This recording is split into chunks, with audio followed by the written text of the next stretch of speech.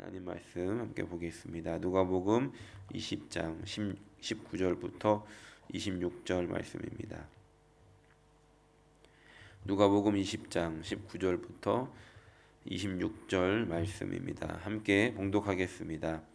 서기관들과 대제사장들이 예수의 이 비유는 자기들을 가리켜 말씀하심인 줄 알고 즉시 잡고자 하되 백성을 두려워하더라.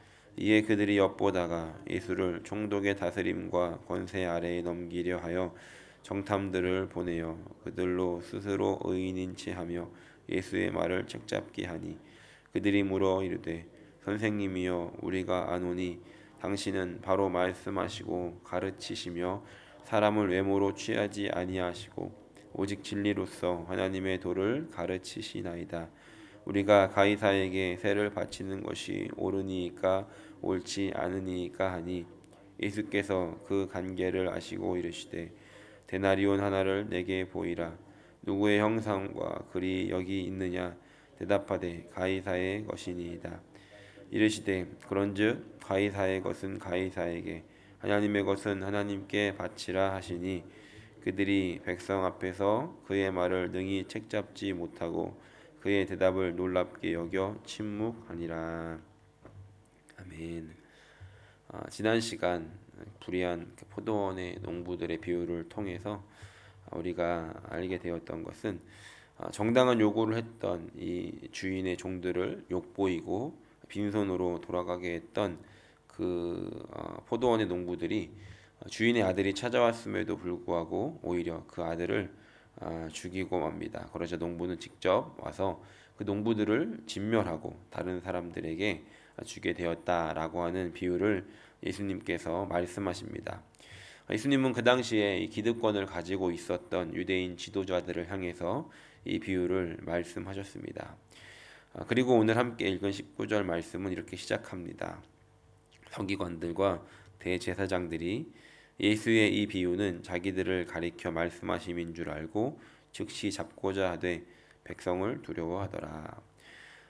그 농부 포도원의 농부의 비유를 듣고 이 서기관들과 제사장들은 자신들을 향한 예수님의 말씀이라는 것을 알았습니다. 예수님의 이 비유가 자신들을 향해서 그러니까 배달은 정확하게 됐는데 문제는 그것에 대한 이들의 반응이었습니다. 내어 쫓긴 농부들이 자신들을 가리키는 것을 알았다면 예수님의 말씀의 결말에 이 농부들이 다 빼앗기고 결국 그 포도원은 다른 사람들의 손에 넘어간다는 것을 들었다면 그리고 그것이 자신들을 향한 이야기라는 것을 알았다면 자신들의 잘못을 깨닫고 반성하면서 그렇다면 이 포도원을 어떻게 빼앗기지 않을까 하는 방법을 모색해야 하는데 그들은 그렇게 반응하지 않고 오히려 말씀을 보니까 예수를 즉시 잡고자 했다는 겁니다. 예수님을 잡아서 죽이려고 했다는 겁니다. 우리가 이 말씀을 통해서 먼저 함께 생각해 보기 원하는 것은 하나님의 말씀이 들려질 때 우리의 반응이 어떠했는가 하는 것입니다.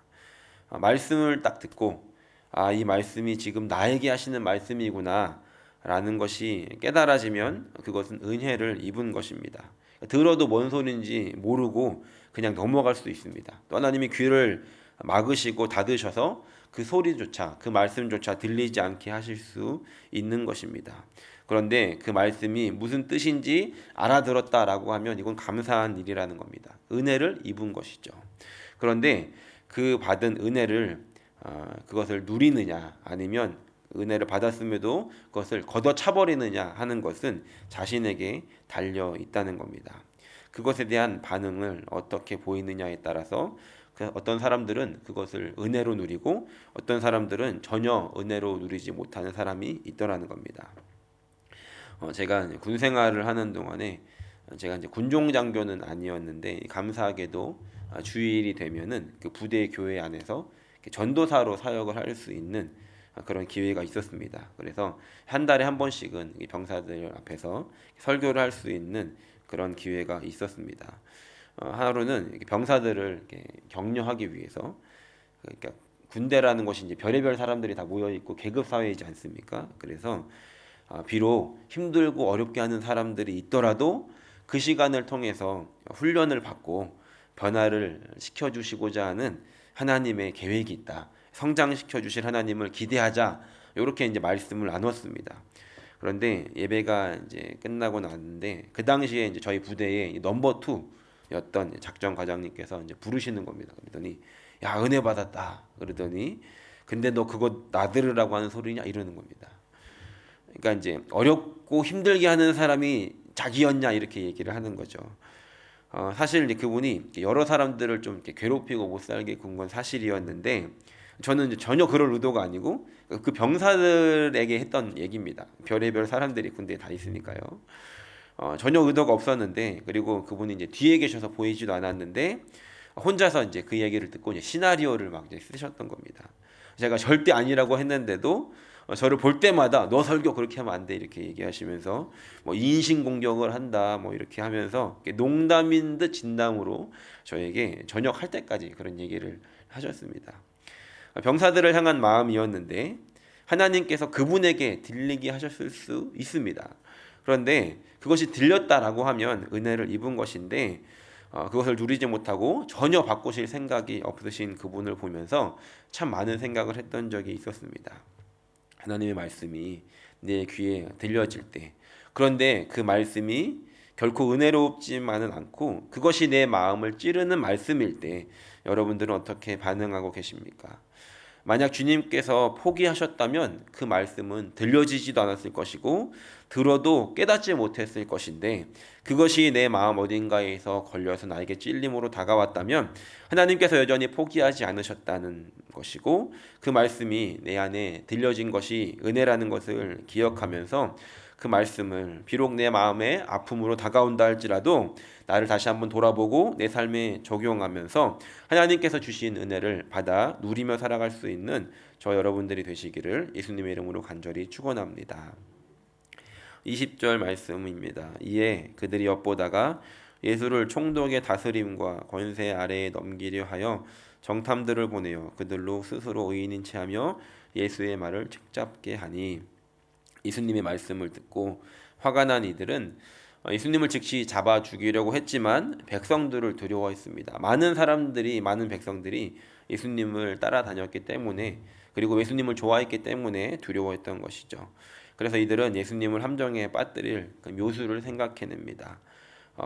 백성들과 이 로마 정부가 가장 민감하게 대치하고 있는 세금에 대한 문제를 이슈로 삼았던 겁니다. 이스라엘 민족들은 어쩔 수 없이 로마의 속국으로 살아가고는 있었지만 절대로 굽히지 않는 그런 민족들이었습니다. 로마 정부에서는 이 유대 지방에 그 AD 4년부터 그 세금을 부과를 시켰습니다. 식민지로서 세금을 내게 했던 것이죠. 그동안에는 세금을 내지 않고 물론 로마의 지배를 받았지만 괜찮게 살다가 세금까지 내야 되자 이들은 반발을 하기 시작했습니다. 그래서 이스라엘 민족의 저항에 부딪히게 됐고 또 사람들은 그 로마의 군인들은 이것을 또 저지하기 위해서 군대를 투입하게 되었던 것입니다. 어쨌든 어떤 사람들은 이 그 로마의 화폐였던 데나리온을 보면서 거기에 황제의 얼굴이 새겨져 있었기 때문에 그것을 사용하지도 않고 쳐다보지 않는 사람들도 있었다고 합니다. 그렇게 민감한 그 부분을 건드리면서 예수님에게 이런 질문을 던졌습니다. 22절에 보면 우리가 가이사에게 세를 바치는 것이 옳으니까 옳지 않으리까 라고 묻습니다. 이 질문은 굉장히 이제 의도적인 질문이었죠. 만약에 예수님께서 세금을 바치는 게 옳지 않다라고 하면 지금 로마에 대항하는 어떤 정치범으로 엮어서 이 로마 군인에게 넘겨줄 수 있는 그런 질문이었고 만약에 예수님께서 세금을 바치는 게 옳다, 세금을 바쳐야 된다라고 하면 이 예수님을 따르는 많은 무리들로부터 예수님의 인기가 떨어지고 거절될 수 있는 그런 상황이었다는 겁니다. 그러니까 이 질문을 던졌던 이 세기관과 대제사장으로서는 어떤 대답을 예수님이 하시던지 간에 예수님을 공경에 빠뜨릴 수 있는 그런 외통소와 같은 공격이었습니다. 그런데 이 질문을 들었을 때 옆에 있는 백성들도 그 질문을 들었지 않았겠습니까? 모두 예수님의 대답에 집중이 되었을 것입니다. 예수님이 뭐라고 하시나 그에 따라서 예수님이 이제 말씀하시는 거에 따라서 내가 이제 좋아요를 누를지 아니면은 이제 친구 끊기를 누를지 그런 이제 상황이었다는 거죠. 그때 예수님께서 사이다와 같은 시원한 대답을 하십니다. 오늘 말씀의 제목이 예수님이 건넨 사이다인데 이런 질문에 예수님은 오히려 통쾌하게 시원한 대답을 이들에게 하셨습니다. 24절과 25절 이렇게 기록합니다. 데나리온 하나를 내게 보이라. 누구의 형상과 글이 여기 있느냐? 대답하되 가이사의 것이니이다. 이르시되 그런즉 가이사의 것은 가이사에게, 하나님의 것은 하나님께 바치라. 예수님께서 데나리온 하나를 가져오라고 하십니다. 그리고서 이것을 보면서 누구 형상과 글이 있냐고 물었습니다. 여기에는 이 가이사가 하나님의 신의 아들이라는 뜻, 그리고 이 로마는 평화를 가져다 준다라고 하는 말이 새겨져 있다고 합니다.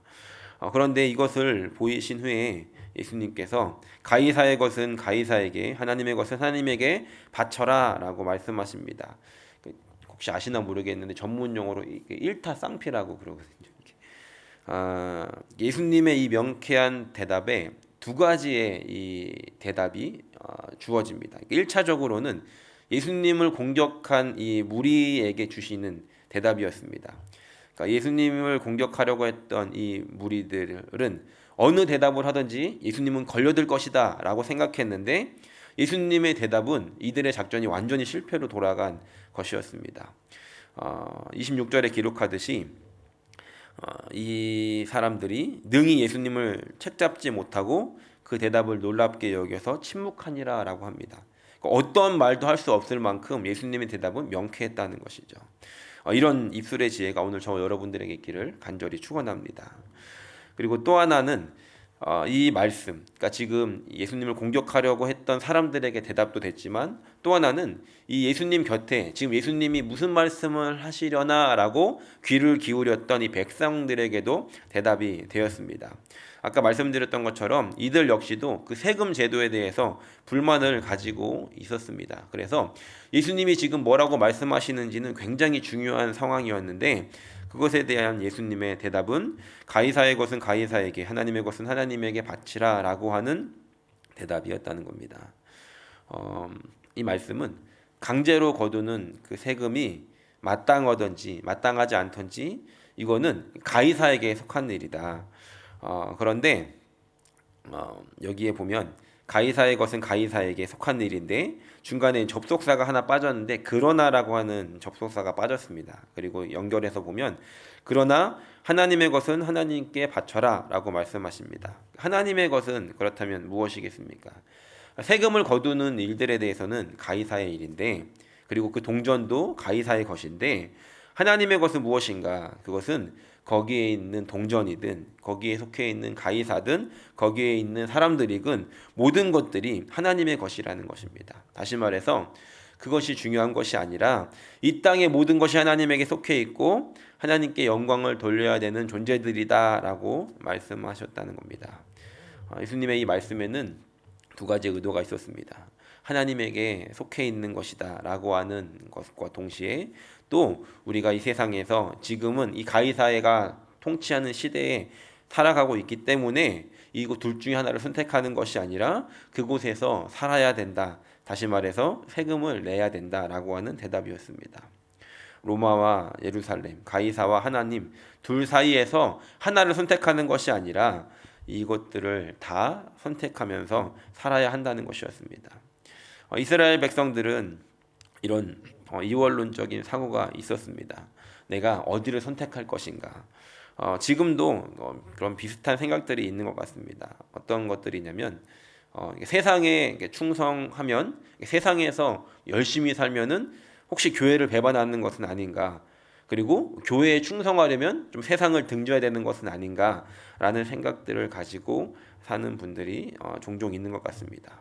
그래서 교회의 일은 하나님의 일이고 교회 밖은 세상의 일이고 다시 말해서 교회는 하나님에게 속한 것이고 마치 이 교회 밖의 일들은 가이사에게 속한 일인 것이라고 생각하는 태도들을 가지고 살 때 있다는 것입니다.